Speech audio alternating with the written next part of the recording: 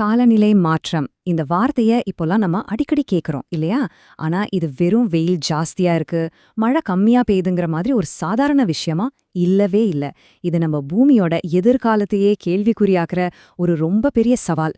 வாங்க, இதுக்குள்ள என்னதான் இருக்குன்னு கொஞ்சம் ஆழமா ஆனா சிம்பிளா பார்க்கலாம்.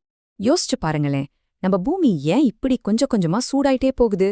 நியூஸ்ல பாக்குறோம், பனிப்பாறை எல்லாம் உருகுதான், புயல் முன்னவிட அதிகமா வருதான்னு சொல்றாங்க. சரி, இதுக்கெல்லாம் உண்மையான காரணம் என்ன? எங்கிருந்து இது ஆரம்பிக்குது? வாங்க, இந்த கேள்விக்கான பதிலை தேடி போலாம். ஓகே, இந்த முழு விஷயத்தையும் நம்ம தெளிவா புரிஞ்சுக்க ஒரு 5 ஸ்டெப்பா பார்க்கலாம். முதல்ல, காலநிலை மாற்றம்னா என்ன? அப்புறம் அதுக்கான காரணங்கள், அதோட விளைவுகள், நம்ம சுற்றுச்சூழல்லையும் நம்ம வாழ்க்கையிலயும் என்ன பாதிப்பை ஏற்படுத்துதுன்னு பார்த்துட்டு கடைசியா இதுக்கு என்ன தீர்வுகள் இருக்குன்னு பார்க்கலாம். வாங்க ஆரம்பிக்கலாம். சரி, நம்மளோட முதல் பகுதிக்குள்ள போலாம். காலநிலை மாற்றம்னா என்ன? காலநிலை மாற்றம்னா இன்னைக்கு வெயில் நாளைக்கு மழைன்னு சொல்ற டெய்லி வெதர் ரிப்போர்ட் கிடையாதுங்க. அது வேற. இது பல வருஷங்களா, ஏன் பல 100 வருஷங்களா நம்ம பூமியோட ஆவரேஜ் டெம்பரேச்சர்லயும் வானிலை முறைகள்லயும் ஏற்படுற ஒரு பெரிய ஷிஃப்ட், ஒரு நீண்ட கால மாற்றம். இதுல முக்கியமான பாயிண்ட் என்னன்னா, இந்த மாற்றங்கள் இயற்கையா நடக்கிறத விட நம்மளோட செயல்பாடுகளால, அதாவது மனிதர்களால தான் ரொம்ப வேகமா நடந்துட்டு இருக்கு. அப்போ இந்த மாற்றங்களுக்கு பின்னால இருக்கிற உண்மையான காரணங்கள் என்ன? வாங்க பார்க்கலாம். இதுக்கு 2 முக்கியமான காரணங்கள் இருக்கு. முதல் மற்றும் முக்கியமான காரணம் பசுமை இல்ல வாயு வெளியேற்றம். அதாவது நம்ம ஃபேக்டரி, வண்டிகள்ல இருந்து வர்ற புகை. 2வது காரணம் காடுகளை வெட்டுறது, நிலத்தை வேற தேவைகளுக்கு மாத்துறது. இந்த பசுமை இல்ல வாயுக்கள்னா என்ன? சிம்பிளா சொல்றேன். நம்ம வண்டிக்கு போடுற பெட்ரோல், மின்சாரத்துக்கு எரிக்கிற நிலக்கரி, இதுல இருந்தெல்லாம் கார்பன் டை ஆக்சைடு, அதாவது CO2 வெளியே வருது. இது ஒரு வகை. இன்னொரு பக்கம் விவசாயம், கால்நடை வளர்ப்பு, இதுல இருந்து மீத்தேன்னு இன்னொரு வாயு வெளியேறுது. இந்த ரெண்டுமே நம்ம வளிமண்டலத்துக்குள்ள போய் பிரச்சனைய உருவாக்குது. இப்போ இந்த வாயுக்கள் எல்லாம் என்ன பண்ணுது தெரியுமா? நம்ம பூமியை சுத்தி ஒரு போர்வை மாதிரி ஃபார்ம் ஆயிடுது. யோசிச்சு பாருங்க, சூரியனோட வெப்பம் பூமிக்குள்ள வருது, ஆனா வெளியே போக முயற்சி பண்ணும்போது இந்த வாயு போர்வை அதை தடுத்து உள்ளே வச்சுக்குது. இதனால என்ன ஆகும்? பூமி கொஞ்சம் கொஞ்சமா சூடாக ஆரம்பிக்குது.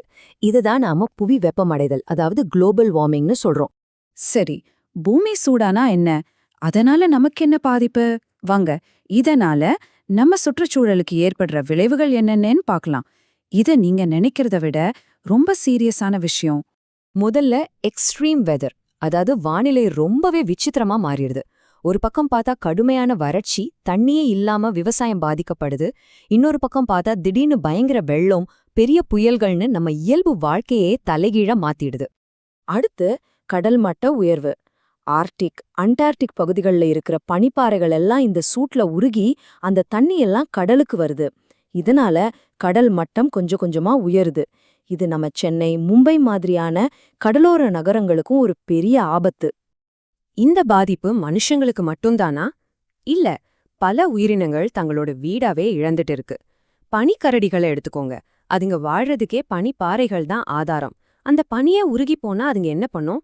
இது மாதிரி எண்ணற்ற உயிரினங்கள் இன்னைக்கு அழிஞ்சிட்டு வர்றதுக்கு இதுவும் ஒரு முக்கிய காரணம். இன்னொரு பெரிய பிரச்சனை கடல் அமிலமயமாக்கல்.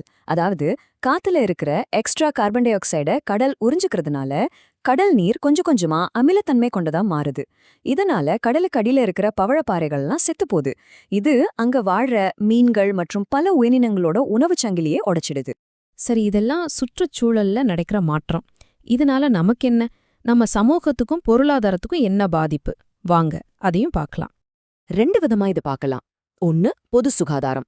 அதிக வெப்பத்தால புது புது நோய்கள் பரவுது, உணவு, தண்ணீர் தட்டுப்பாடு ஏற்படுது. 2வது, பொருளாதாரம். விவசாயம் தான் முதலடிய வாங்குது. அது மட்டும் இல்லாம வெள்ளம், புயலால ரோடுகள், பாலங்கள்னு நம்ம உள்கட்டமைப்பே சேதமாகி பெரிய பொருளாதார இழப்பே ஏற்படுது. பல பேரோட வாழ்வாதாரமே கேள்விக்குறியாகிடுது. அதனாலதான் சொல்றோம், விவசாயம், உள்கட்டமைப்பு, வாழ்வாதாரம் இது எல்லாமே பாதிக்கப்படுது. காலநிலை மாற்றங்கிறது ஏதோ மரம், செடி, கொடிய பத்தின பிரச்சனை மட்டும் இல்ல. இது நம்ம ஒவ்வொருத்தரோட வாழ்க்கையும் பாதிக்கிற ஒரு சமூக பொருளாதார பிரச்சனை.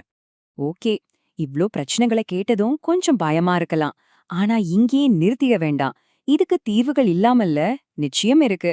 வாங்க, அந்த தீர்வுக்கான வழிகள் என்னன்னு இப்ப பார்க்கலாம். இதுக்கு ஒரு 4 முக்கியமான வழிகள் இருக்கு.